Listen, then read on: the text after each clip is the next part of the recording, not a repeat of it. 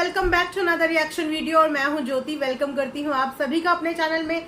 अगर चैनल में न्यू है तो मेक श्योर चैनल को जरूर सब्सक्राइब करें, साथ ही साथ बेल आइकन हिट कर दीजिए ताकि मेरे आने वाली हर वीडियो का नोटिफिकेशन आपको सबसे पहले मिल जाए। So without further delay let's get start the video. जैसे कि आप सब ने अभी तक डब्बा का वीडियो देख ही लिया होगा और उस व्लॉग के बाद डब्बा का कमेंट सेक्शन भी डेफिनेटली आप लोगों ने चेकआउट कर लिया होगा कि किस तरीके के कमेंट्स डब्बा को मिले हैं। हम ऐसे ही उसको माइंडलेस नहीं बोलते क्योंकि वाकई में उसका दिमाग है ही नहीं, इसीलिए उसको डब्बा बोला जाता है। बहुत से लोग सोचते होंगे कि डब्बा बॉडी शेमिंग की वजह से बोलते हैं, तो बिल्कुल भी नहीं। डब्बा बोलने का मतलब बॉडी शेमिंग बिल्कुल भी नहीं है।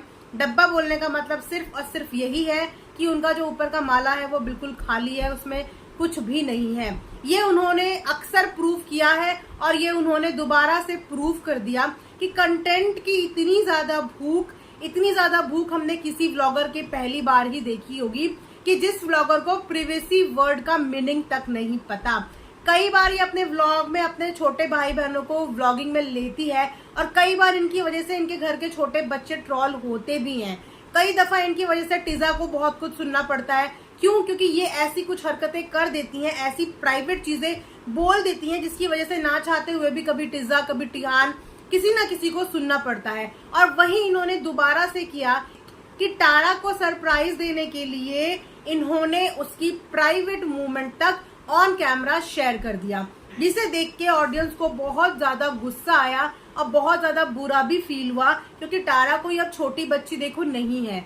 वो 11th-12th क्लास की एक बच्ची है जिसकी अपनी खुद की बेडरूम लाइफ होती है, एक प्राइवेट लाइफ होती है।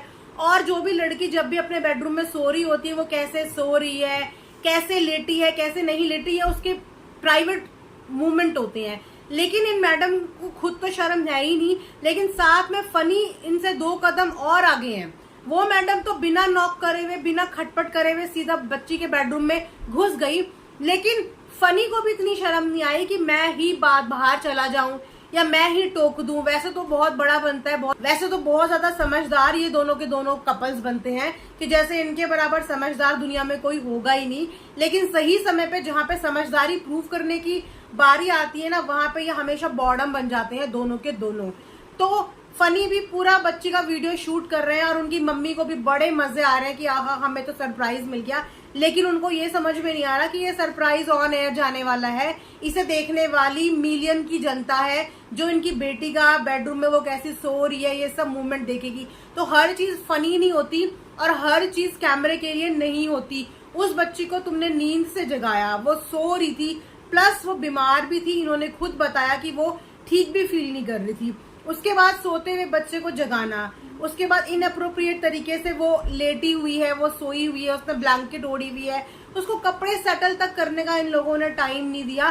कैमरे के बटन खोल करके उसके मुंह के आगे बिल्कुल घुस गए कि वो इतनी अनकंफर्टेबल फील हो रही थी ना, वो सरप्राइज से ज्यादा शॉक में थी। और शॉक में इसीलिए थी क्योंकि होता है इंसान जब नींद से एकदम जगे और देखे कि अरे मेरे आसपास ये कौन है। चलो एक बहन के साथ बच्ची फिर भी कंफर्टेबल होती है, लेकिन साथ में फनी भी, और उस बच्चे को अपनी ड्रेस थोड़ा सेटल करनी होती है, थोड़ा ब्लैंकेट, मतलब शर्म कहते हैं ना, बिल्कुल उन लोगों ने वो सब चीजें कंटेंट के लिए कुछ भी करेगा वाला हिसाब किताब है। अरे कैमरे की एडिटिंग तो कम से कम आप लोगों के हाथ में होती है। चलो जाने अनजाने तुमसे कोई शूट हो भी गया, लेकिन वो एडिटिंग तो तुम्हारे हाथ में होती है, तो तुम्हें नहीं पता कि उसको किस तरीके से एडिट करना है, किस तरीके से नहीं करना। इस हरकत को देख के ना बहुत सारी जनता इनसे नाराज है। खैर मुझे लगता नहीं कि अब इन पे कोई फर्क भी पड़ता है कि लोग इनसे क्यों नाराज हैं या इन्हें किस चीज के लिए टोक रहे हैं, क्योंकि अक्सर ये कुछ ना कुछ ऐसी चीजें करती हैं जिसकी वजह से हर बार इनकी जनता कमेंट सेक्शन में इनसे नाराज होती है। और उस चीज को सुधारने की बजाय ये रोज कुछ ना कुछ ऐसे कारनामे अपने व्लॉग में करती है। पता नहीं इंटेंशनली करती है कि अनइंटेंशनली करती है, वो तो यही जाने। लेकिन जो भी ये चीज हुई ना, ये बहुत ही गलत बात है। एक यंग गर्ल की प्राइवेट मूवमेंट को ऑन कैमरा इस तरीके से कैप्चर करना, एक सोते हुए बच्चे को शूट करना बहुत ज्यादा गलत है। और इस तरीके का content I don't think so कि किसी को भी पसंद आता है। या सरप्राइज देने के बहुत सारे और भी तरीके होते हैं, और भी अच्छे मूवमेंट्स हो सकते हैं, और भी बेटर तरीके से एग्जीक्यूट किया जा सकता है। लेकिन जाहिलों वाली हरकत करके किसी चीज को सरप्राइज का नाम दे देना, ये तो इस चीज को तो देखो हम बिल्कुल भी सपोर्ट नहीं करते हैं। तो आप भी कमेंट सेक्शन में जरूर बताना कि आपको डब्बा का ये जो लास्ट व्लॉग था, ये जो हरकत थी, ये कैसी लगी। और अब उन अनभक्तों को तो मैं जरूर बोलूंगी कि आप लोग जरूर कमेंट सेक्शन में बताना जो बिना किसी वजह के आ जाते हो धरने पे बैठने के लिए कि हमारी डब्बा से बढ़िया तो कोई ब्लॉगर है ही नहीं। तो अगर आप लोग इतना ही उसे पसंद करते हो तो थोड़ी सी बुद्धि दो और समझाओ कि चीजों को इस तरीके से मत दिखाओ, किसी बच्ची को इस तरीके से सोते हुए मत शूट करो, इस तरीके से नहीं। ऐसी कई सारी चीजें जो कि कैमरे पे नहीं दिखानी चाहिए वो शूट ना की जाए। सो ये था मेरा आज का एक रिएक्शन। आई होप कि आप लोगों को पसंद आया होगा। पसंद आया होगा तो like, share and subscribe. And thanks for watching earth mom Dehradun.